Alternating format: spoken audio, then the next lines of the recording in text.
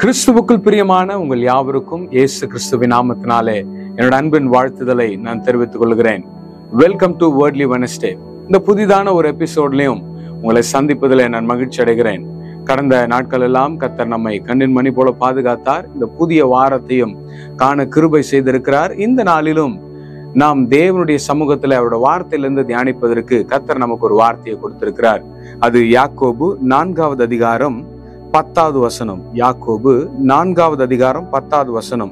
அந்த வசனம் இப்படியாய் சொல்லுகிறது: கர்த்தருக்கு முன்பாக தாழ்மைப்படுங்கள், அப்பொழுது அவர் உங்களை உயர்த்துவார். கர்த்தருக்கு முன்பாக தாழ்மைப்படுங்கள், அப்பொழுது அவர் உங்களை உயர்த்துவார். நாம் தேவனுக்கு முன்பாக தாழ்மைப்படும் பொழுது தேவன் நம்மை உயர்த்துவார் என்று இந்த வார்த்தை சொல்லுகிறது.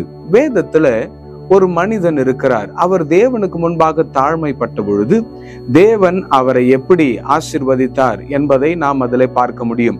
நீங்க 2 நாளாகமும் 33வது அதிகாரத்திற்கு நீங்க வருவீங்கன்னா அந்த இடத்துல மனாசே என்கிறதான ஒரு மனிதனை குறித்து நாம் வாசிக்கிறோம். அவன் இஸ்ரவேலை அவன் ராஜாவாகிற போது 12 வயதா இருந்தான் என்று வசனம் சொல்லுகிறது.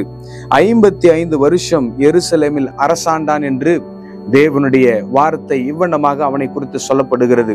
அவன் தேவனுக்கு முன்பாக உத்தமமான காரியங்களை செய்யாதபடிக்கு தேவனுக்கு விரோதமான அநேக காரியங்களை செய்து அநேக அந்நிய தெய்வர்களுக்கு தேவனுடைய ஆலயத்துல பலிகளை செலுத்தினான் என்று சொல்லி இவனை குறித்து நாம் வாசிக்கிறோம்.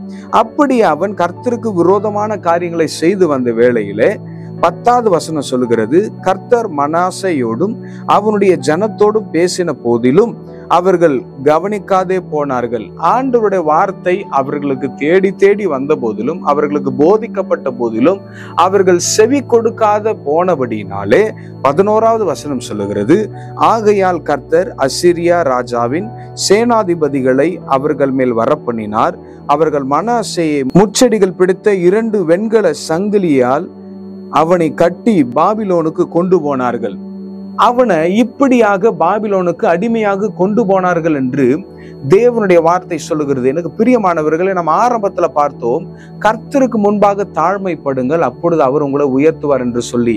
இந்த இடத்துல மனாசே இப்படி தான் தேவனுடைய சமூகத்துல போதிக்கப்பட்ட பின்பும் அறிவுறுத்தப்பட்ட பின்பும் அவன் கவனியாதே இருந்தபடினாலே அவன் இப்படி அடிமையாக கொண்டு போகப்பட்ட சூழலிலே அவன் இப்படியாக ஒரு காரியம் பண்ணுகிறான். இப்படி அவன் நெருக்கப்படுகையில் 12வது வசனம், தன் தேவனாகிய கர்த்தரை நோக்கி கெஞ்சி தன் பிதாக்களின் தேவனுக்கு முன்பாக மிகவும் தன்னை தாழ்த்தினான். தேவனுக்கு முன்பாக தன்னை மிகவும், அந்த மனாசே தேவனுக்கு பிரியமல்லாத வழிகளிலே சென்றவன், தேவனுக்கு விரோதமான பலி செலுத்தினவன், தேவனுடைய வார்த்தைக்கு செவி கொடுக்காதவன், கவனிக்காதவன், புத்தி சொல்லப்பட்ட பின்பும் கவனிக்காதவன், இப்படி இருந்த போதிலும் அவன் அசீரியாவினால அடிமையாக கொண்டு போகப்பட்ட பொழுது தன்னை தன் தேவனாகிய கர்த்தருக்கு முன்பாக மிகவும் தாழ்த்தினபடினாலே வசனம் சொல்லுகிறது, அவரை நோக்கி அவன் விண்ணப்பம் பண்ணி கொண்டிருக்கிற போது அவன் கெஞ்சுதலுக்கு இறங்கி அவன் ஜெபத்தை கேட்டு அவனை திரும்ப எருசலேமில் உள்ள தன்னுடைய ராஜ்யத்திற்கு வர பண்ணினார். இப்படி தேவனுடைய சமூகத்துல அவன் விண்ணப்பம் பண்ணின போது அவன் திரும்பவும் தன்னுடைய ராஜ்யத்திற்கு கொண்டு வரப்படுகிறான். கர்த்தரே தேவன் என்று அப்பொழுது மனாசே அறிந்தான். எனக்கு பிரியமான தேவச்சனமே, ஒருவேளை நீங்க கூட தேவனுடைய சமூகத்துல சொல்லப்படுகிற வார்த்தைகளுக்கு செவி கொடுக்காம, கவனிக்காம உங்களுடைய இஷ்டங்களுக்கு பிரகாரம் ஓடுகிறவர்களாக இருக்கலாம்.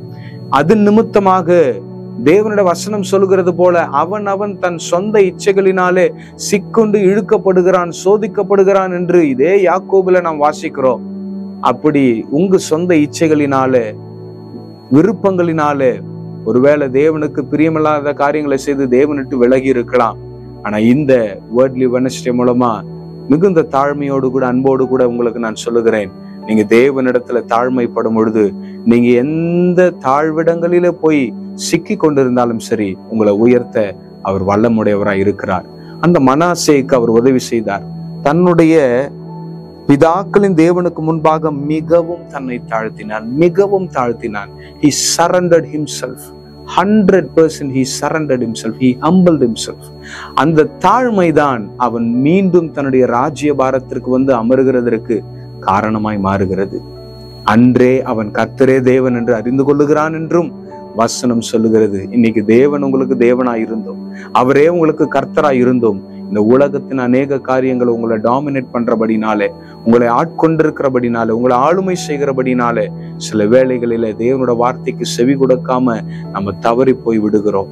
நம்முடைய இச்சைகளுக்கு பின்பாக ஓடி விடுகிறோம், நம்முடைய விருப்பங்களுக்கு பின்பாக ஓடி விடுகிறோம், நம்முடைய பிஸி ஸ்கெடியூலுக்கு பின்னாடி ஓடி விடுகிறோம். இன்னைக்கு கவனிக்காம நீங்க இருந்திருக்கலாம் அண்ணே, ஆனா இன்னைக்கு தேவனோட வார்த்தை கடந்து வருகிறது. நீங்க தாழ்மைப்படுவீங்கன்னா கர்த்தர் உங்களை உயர்த்துவார், உங்களை ஆசீர்வதிப்பார். இன்னைக்கு அநேக வேளைகளில we toil a lot, நம்ம நிறைய உழைக்கிறோம், ஆனா உழைப்புக்கு ஏற்ற ஆசீர்வாதத்தை பார்க்க முடியவில்லை.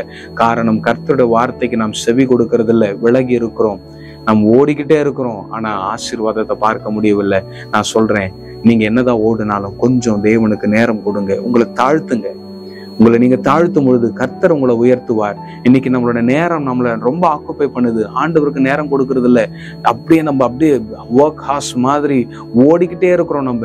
நீங்க உங்க பிஸி ஸ்கெடியூல்ல இருந்தாலும் கொஞ்சம் சமூகத்துல, அவர் சமூகத்துல தாழ்த்தி உங்களை நீங்க விட்டு கொடுப்பீங்கன்னா கர்த்தர் உங்களை ஆசீர்வதிப்பார். சில பாவ பழக்க வழக்கங்கள் அவைகள் தேவனுக்கு நாம் செவி கொடுக்காம இருக்கிறதுனால, கவனிக்காம இருக்கிறதுனால, வசனத்தை கவனிக்காம இருக்கிறதுனால, இந்த வேதத்துக்கு நம்முடைய வாழ்க்கையில இடம் கொடுக்காததுனால, இதற்கு நம்முடைய கண்களை கவனிப்பதற்கு நாம் விட்டு கொடுக்காததுனால சில வேளைகளிலே அசீரியர்களினாலே அடிமையாக கொண்டு போகப்படுகிறோம், அடிமையாக்கப்படுகிறோம். அடிமைத்தனத்தில் இருக்கிறவர்கள் ஒவ்வொரு நாளும் they will be toiling after their wages. அவர்கள் ஒவ்வொரு நாளும் தங்களுடைய தின கூலிக்காக அவர்கள் போராடுகிற நிலைமை இருக்கும். இன்னைக்கு அநேக குடும்பங்களில், அநேக தனிப்பட்ட வாழ்க்கையில ஒவ்வொரு நாளும் நம்ம போராடுறோம். ஐயோ, இன்னைக்கு இதை பிசினஸ் பண்ணிடணுமே, இன்னைக்கு இதை சக்சஸ் பண்ணிடணுமே, இன்னைக்கு இதுல வெற்றி ஆகிடணுமே. கர்த்தருடைய பிள்ளைகளை, கர்த்தருக்கு முன்பாக நாம் தாழ்ந்திருப்போம்னா, நம்மை தாழ்த்துவோம்னா அவர் நம்மை உயர்த்துவார். மனசேவை உயர்த்தினார், அவருக்கு விரோதமாய் செய்த மனசேவை உயர்த்தினார். இன்னைக்கு நீங்க அவருக்கு விரோதமா இருக்கலாம், ஆனா இன்னைக்கு ஒருவேளை நீங்க அவருடைய சமூகத்துக்கு முன்பாக உங்களை தாழ்த்துவீங்கன்னா அவர் உங்களை உயர்த்தி, உங்களை பெரிதாக்கி, உங்கள் மூலமாக அவர் மகிமைப்படுவார். கர்த்தர் உங்களை ஆசீர்வதிக்கட்டும். நான் உங்களுக்காக ஜெபிக்கிறேன். கர்த்தர் உங்களில மகிமைப்படட்டும். பரமபிதாவே, இந்த வேளையில இயேசுவின் நாமத்தினால் நம்முடைய சமூகத்துக்கு முன்பாக வருகிறோம். அருமையான பிள்ளைகள் ஐயா, இன்னைக்கு ஒருவேளை ஆண்டவரே, நான் உம்முடைய வசனங்களுக்கு கவனிக்காம, அவைகளுக்கு செவி கொடுக்காம நான் இருக்கிறேன்னு சொல்றவங்க ஏராளமான பேர் இதை பார்க்கலாம். ஆண்டவரே, அவர்கள் இன்றைக்கு உம்முடைய சமூகத்துக்கு முன்பாக தங்களை தாழ்த்தும் பொழுது நீர் அவர்களை உயர்த்தும்படிக்கு உம்முடைய பரிசுத்த கரத்துல நான் ஒவ்வொருவரையும் விட்டு கொடுக்கிறேன். மே you take full control over everybody, Jesus Christ. அவர்கள் தங்களை தாழ்த்தும் பொழுது ஆண்டவர், உம்முடைய ஜனங்கள் உம்முடைய நாமத்திற்கு முன்பாக, உம்முடைய முகத்துக்கு முன்பாக தங்களை தாழ்த்தும் போது நீங்க அவர்களுக்காக இறங்குவீர் என்று உம்முடைய வசனம் சொல்லுகிறதே. இன்னைக்கு தங்களை தாழ்த்துகிற பிள்ளைகளுக்கு நீர் இறங்கி அவர்கள் கரங்களை பிடித்து அவருடைய தாழ்விடங்களில கடந்து சென்று உம்முடைய கரத்தை நீட்டி அவர்களை பிடித்து தூக்கி எடுக்கும்படியாய் பரிசுத்தமுள்ள கரத்துல விட்டு கொடுக்கிறேன். பெரிய காரியங்களை செய்யுங்க. கிருபை சூழ்ந்து கொள்ளட்டும். இயேசுவின் மூலம் ஜெபம் கேளும் ஜீவனுள்ள நல்ல பிதாவே. ஆமென், ஆமென், ஆமென். கர்த்தர் இந்த வார்த்தைகளை கொண்டு உங்களை ஆசீர்வதிக்கட்டும். மீண்டும் அடுத்த வேர்ட்லி வெட்னஸ்டேல உங்களை சந்திக்கிறேன். Until then, stay tuned. God bless you.